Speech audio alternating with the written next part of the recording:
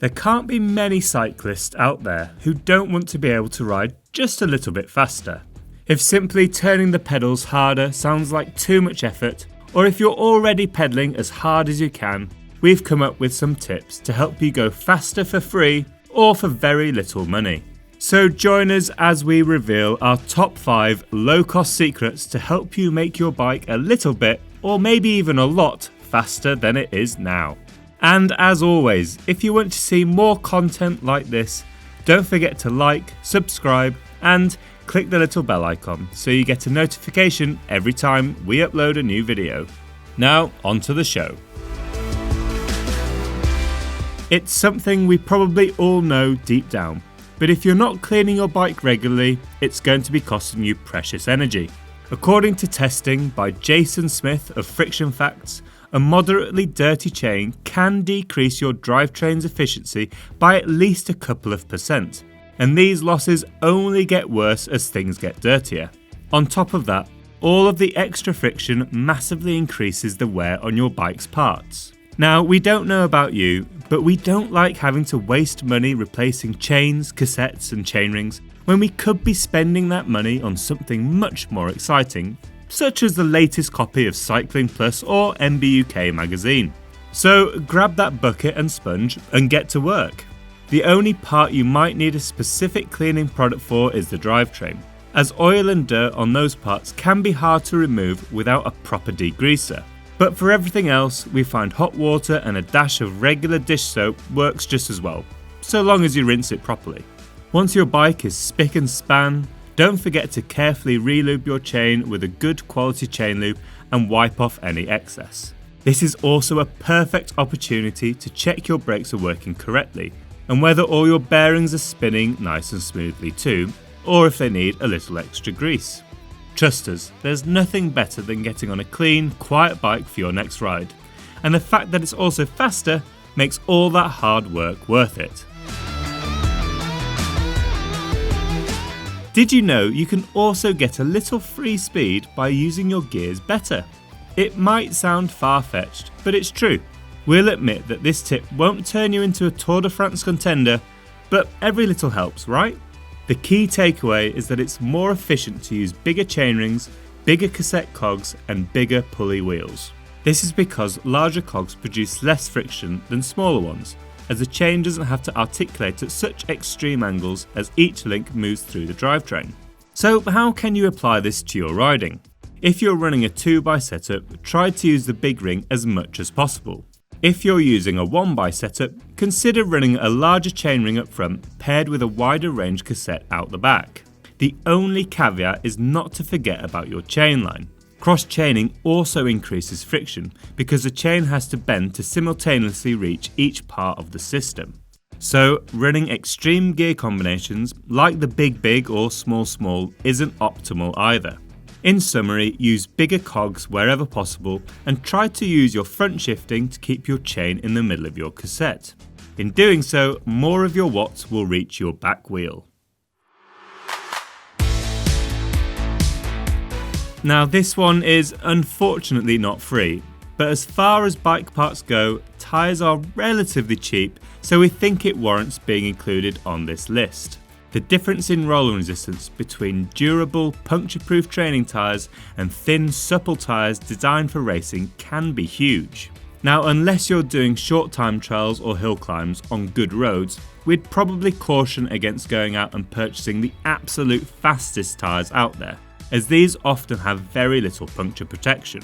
The smart thing to do is to read the independent reviews on BikeRadar.com and choose a tyre that has the right balance of speed, comfort, weight and puncture resistance for your type of riding. Now maybe you already knew this and you already have the best tyres available, but did you know that what you put inside of your tyre can affect rolling resistance too?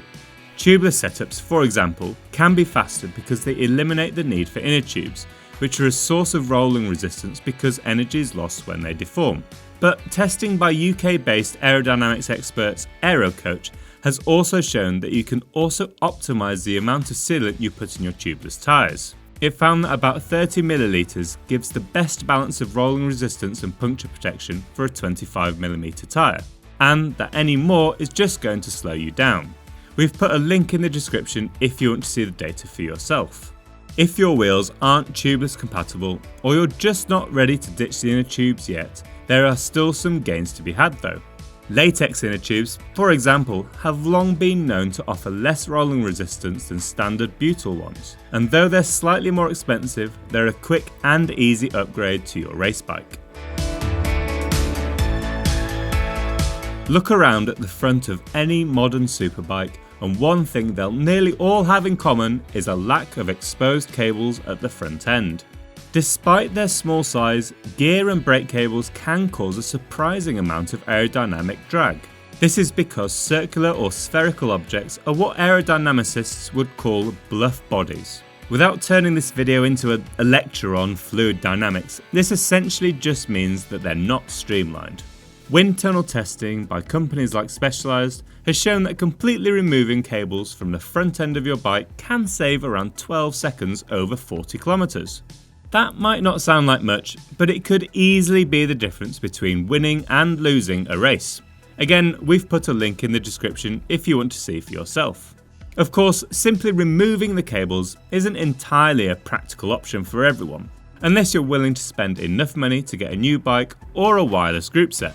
But you can get some of the benefits by simply making sure your gear cables aren't overly long, and by using zip ties, electrical tape or shrink wrap to tie cables together and tidy everything up.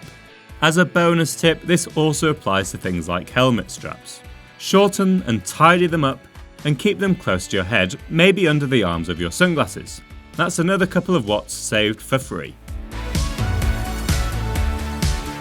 This last gain could be the biggest one of them all. As many of you, our lovely audience, no doubt already knows, the biggest thing slowing your bike down is of course you.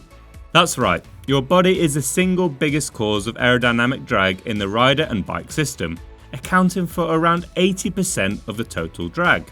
It makes sense therefore that anything you can do to your bike to make your body position more aerodynamically efficient is going to help you ride faster.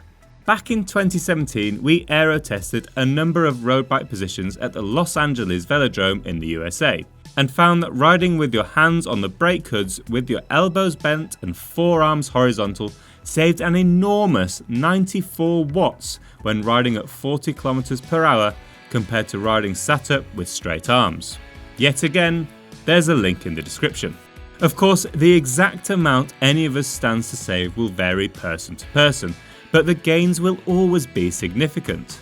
We'd recommend experimenting with small changes to your saddle position, reach and handlebar height to find a setup that enables you to more comfortably hold this aero position for longer periods of time. Slamming your stem might look great in photos, but if it means you can't hold a good aero position for very long because your handlebars are too low, you'll end up riding slower because of it. So maybe take your photos in that slam position and then raise them up a little bit afterwards for riding. What do you think of our tips? Did we pick the best ones, or are there better ways to make your bike faster without spending much money? As always, let us know in the comments, and don't forget to like, subscribe and click the bell icon so that every time we upload a video, you get a notification. Goodbye!